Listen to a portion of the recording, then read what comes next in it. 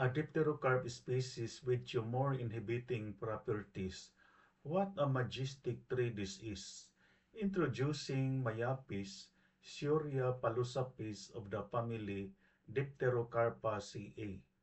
The genus Syria was derived from the name of the British botanist John Searle, who was known for his work in the 18th century.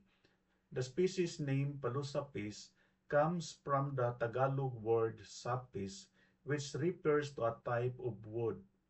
Palo means tree in Spanish, indicating its timber-producing nature. Maiapis is a very large, slow-growing evergreen tree from the Dipterocarp family. Its broad, flattened stipules can easily distinguish it from other Dipterocarp species. Maiapis is widespread, often abundant in lowland evergreen mixed Dipterocarp forests on fertile, well-drained soils. The wood of Maiapis is used for furniture and interior work, veneer and plywood, musical instruments, and boot planking.